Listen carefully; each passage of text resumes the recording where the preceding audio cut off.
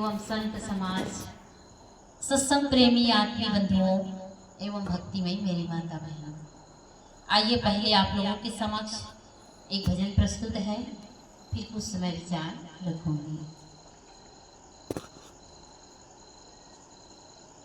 ये तन है माटी का पुतला, काया ली जानी रे।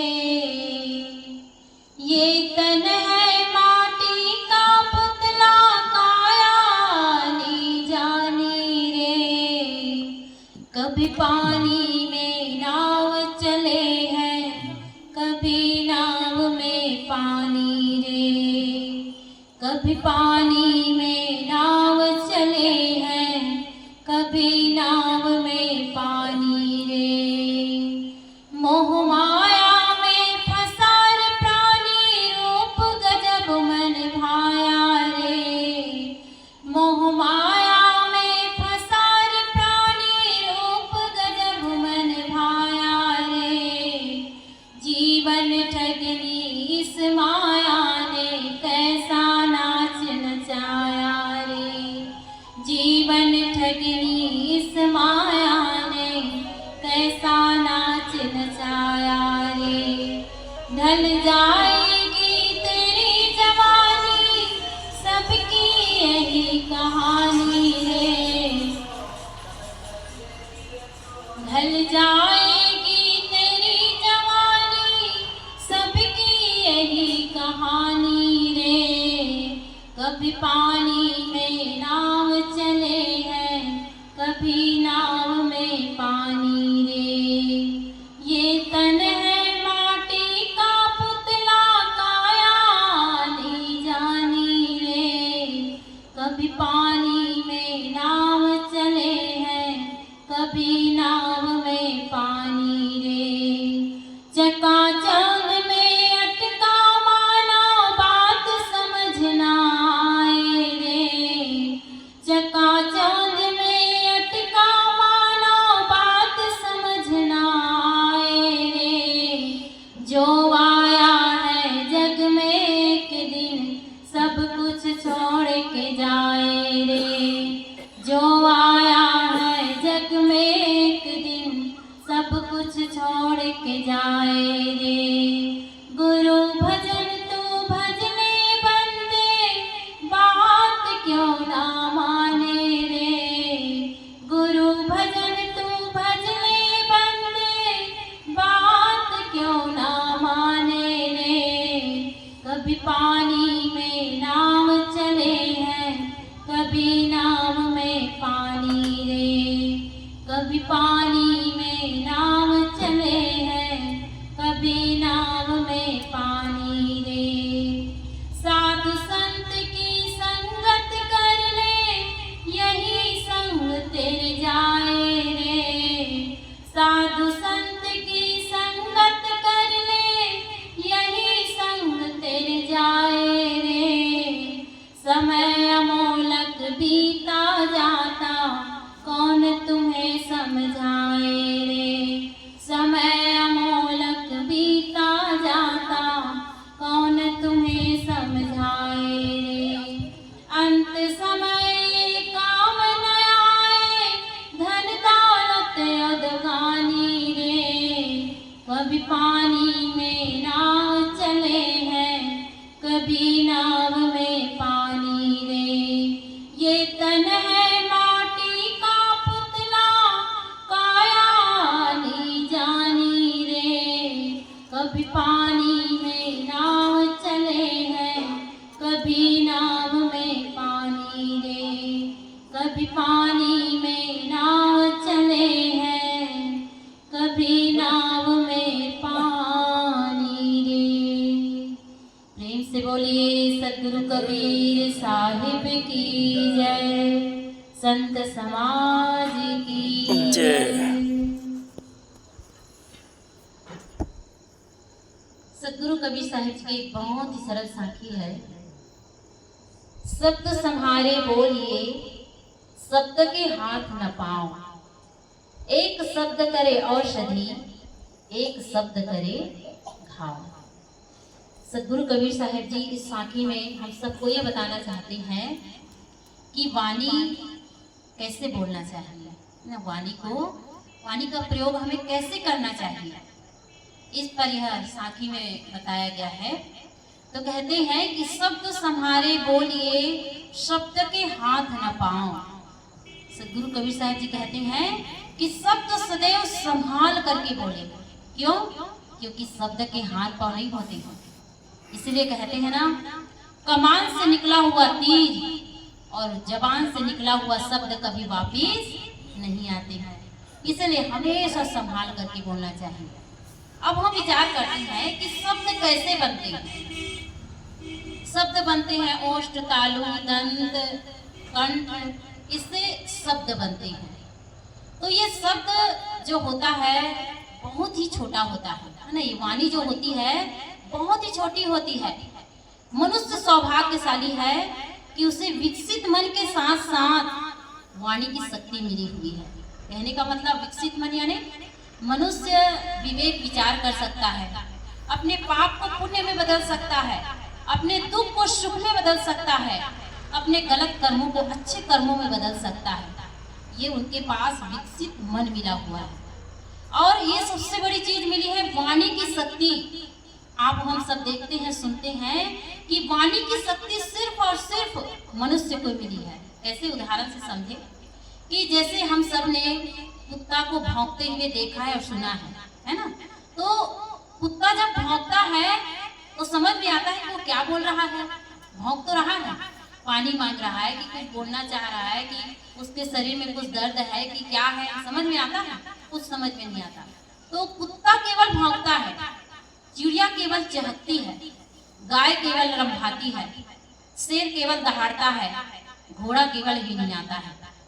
लेकिन मनुष्य यानी इन सब पशु पक्षियों के केवल आवाज होती है, शब्द नहीं होते हैं जिसे वो हम सब समझ पाए या कोई समझ पाए, ये हम समझ नहीं पाते हैं। तो मनुष्य के पास क्या है? मनुष्य के पास आवाज भी होती है और शब्द भी होता है, जिसके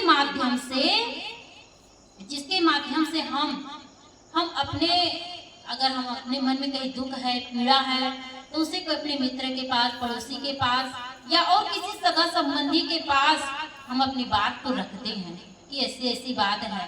वो सामने वाला व्यक्ति उसी शब्द के माध्यम से, वाणी के माध्यम से हमें सांत्वना प्रदान करता है, हमें समझाता है कि कोई बात नहीं भाई, ऐसी घटना घट गई, तुम ऐसा ऐसा करो। तो इस तरह से सामने वाला व्यक्ति हमें सांत्वना प्रदान करता है। तो ये जो वाणी होती है ना, बहुत छोटी होती है, बहुत छोटी होती है, लेकिन इसका अगर सही सदुपयोग नहीं किया जाए, सही तरह से अगर नहीं बोला जाएगा, तो ये विनाशकारी तांडव भी मचा देता है ना।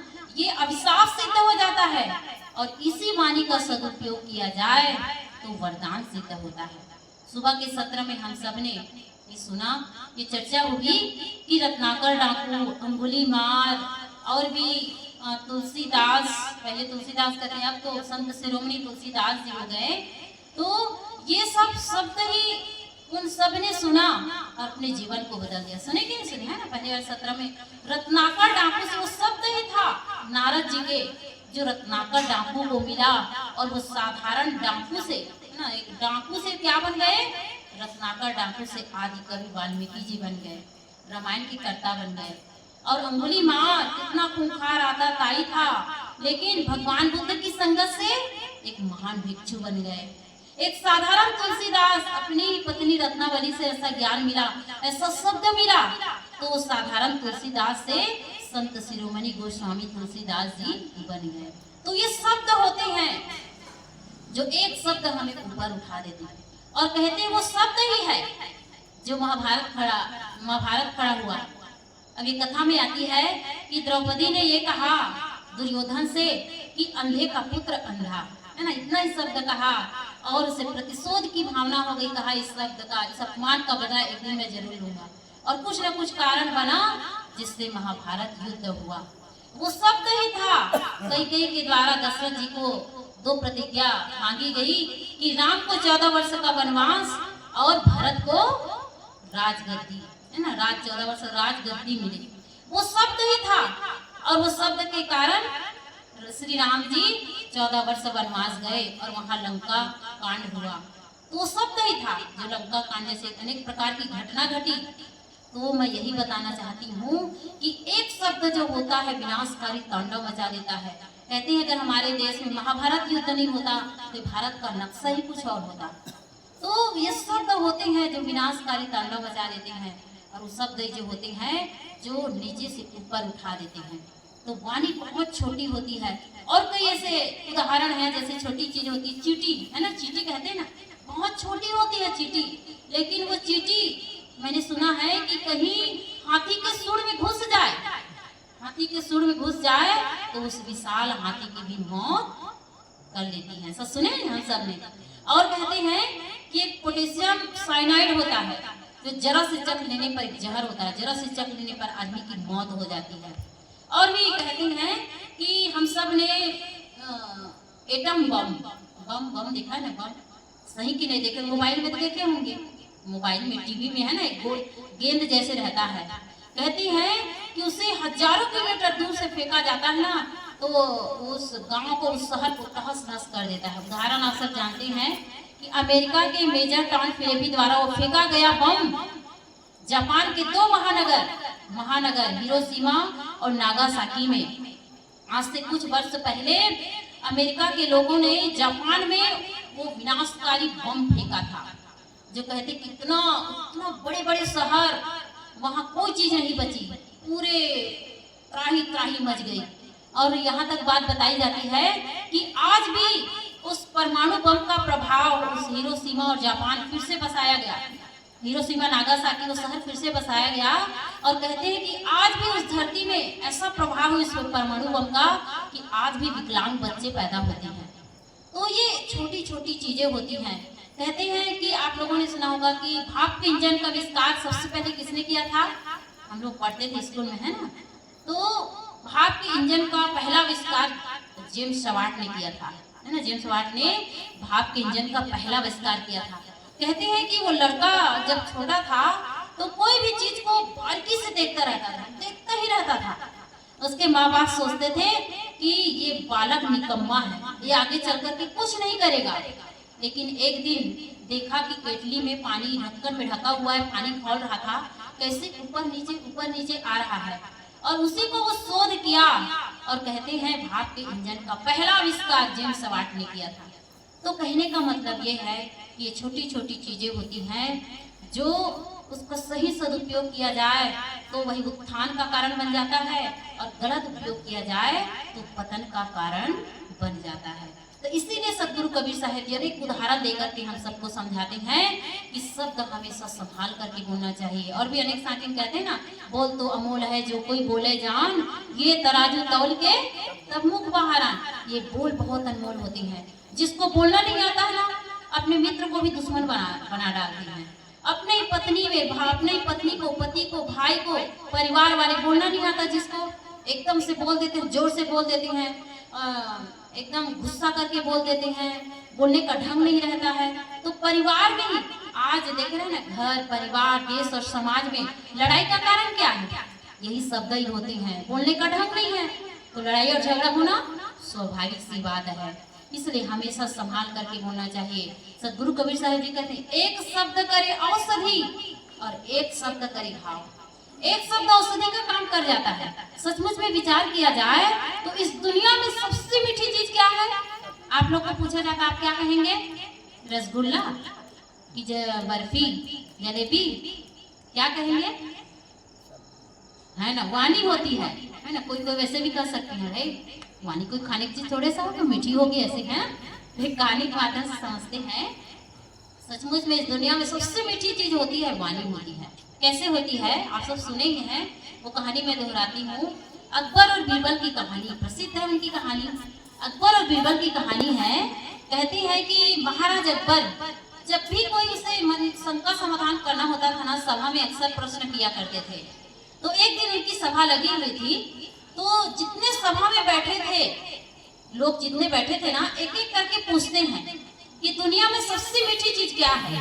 भाई अपनी अपनी बुद्धि होती है, सब कोई उत्तर थोड़ी मालूम होता है।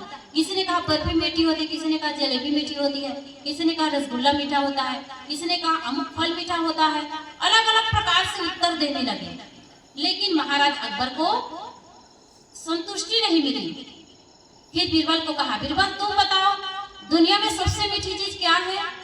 तब बीरबल कहता है, जहाँ बना सरकार, दुनिया में सबसे मीठी चीज वाणी होती है।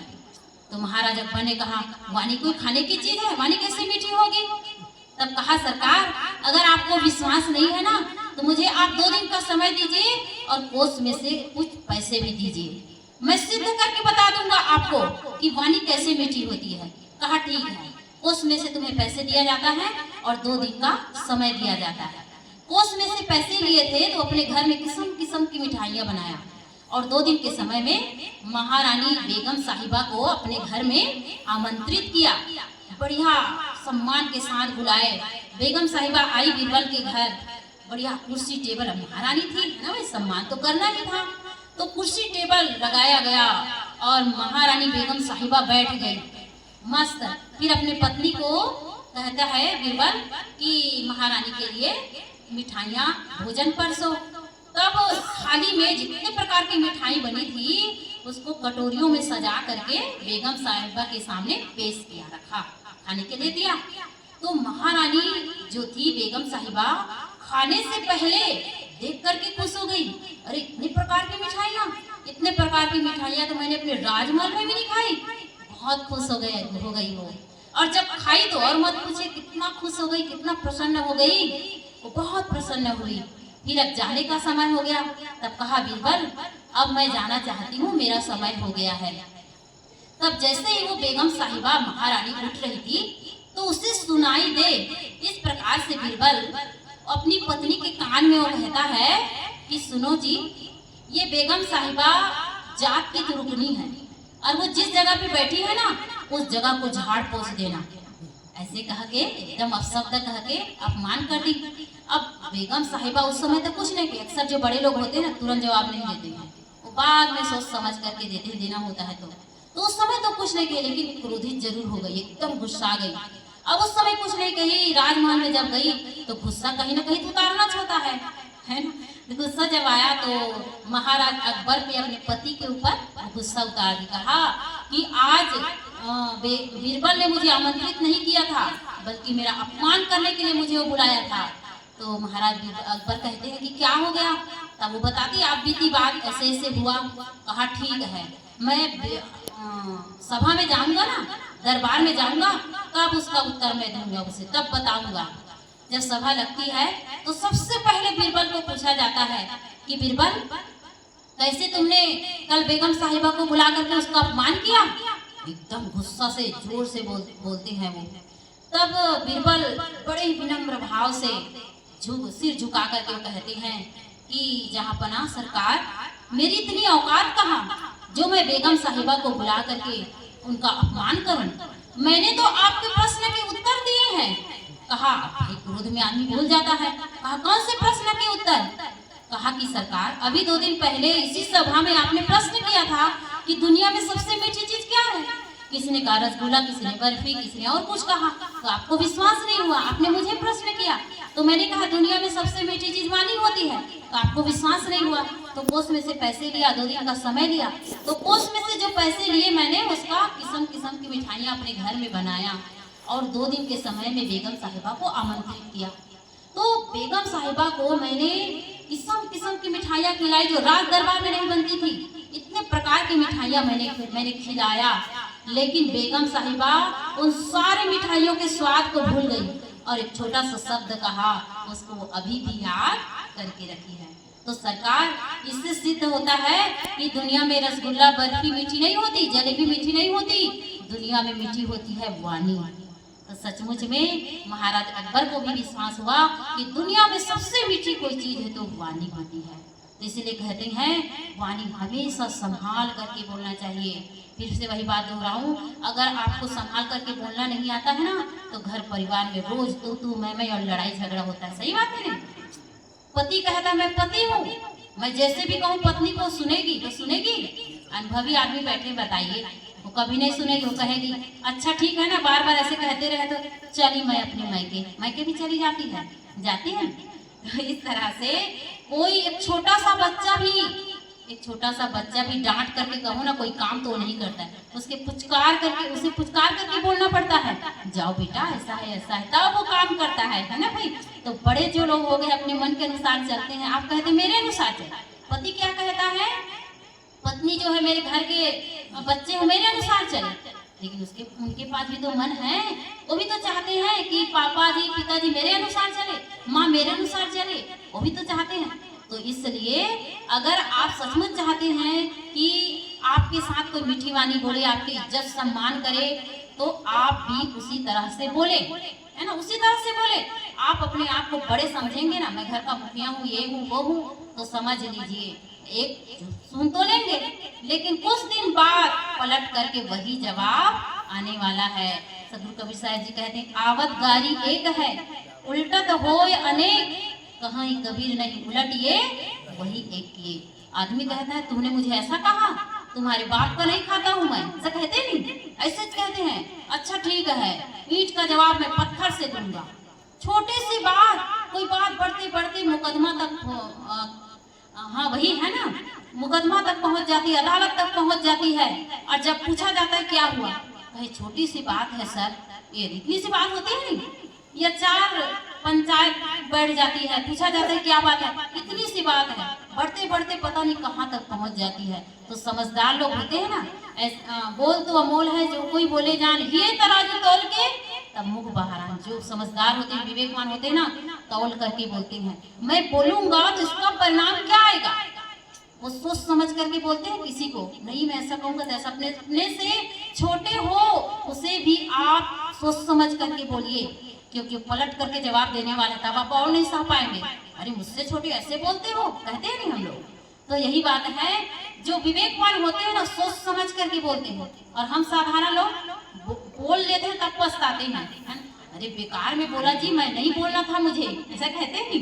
इसीलिए हमें भी चाहिए किसी भी से भी आप बात करें सोच समझ करके बोले। इसलिए कह रहे एक शब्द करे औषधि, एक शब्द करे घाव भी बना देता है। तो एक शब्द घाव बना देता है। एक कहानी सुनाती हूँ, उसके बाद मैं अपनी वाणी विराम दूंगी। तो कहते हैं कि एक जंगल में एक शेर रहता था। कैसे घाव बनाता है इस पर मैं बता रही हूँ, वाणी कैसे घाव बनाती है। तो एक जंगल में एक शेर रहता था। शेर विचरण करता रहता था, जंगल का राजा शेर।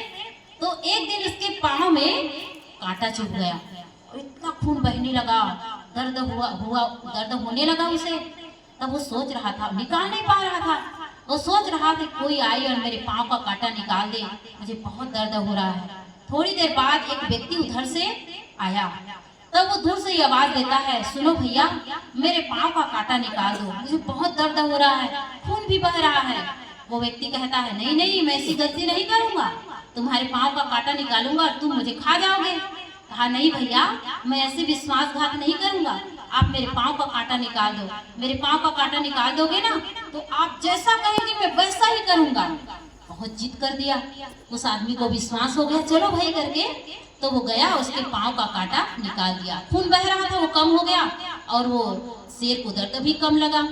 कहा कि ठीक है, आपने मेरे पाँव का कांटा निकाल दिया, अब भैया बताओ, अब आज से हम दोनों मित्र हो गए, अब आप जो काम कहेंगे ना मैं वैसे ही करूंगा।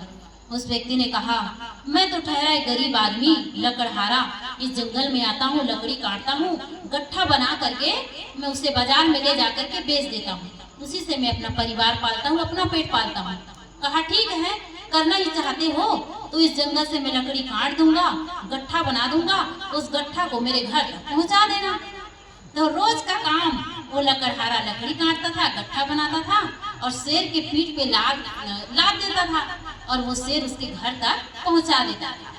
एक दिन की बात, ऐसे ही लकड़ी काट करके गट्ठा बना करके शेर के पीठ पर लाद करके ले जा रहा था। जैसे ही घर तक पहुंचा, एक व्यक्ति ने देखा, कहा कि अरे ये लकड़हारा को तो देखो कैसे शेर के पीठ पर लकड़ी लाद करके लाता है, और शेर को तो देखो जो इस लकड़हारा को खाता भी नहीं है ना, अपना आहार नहीं बना रहा है।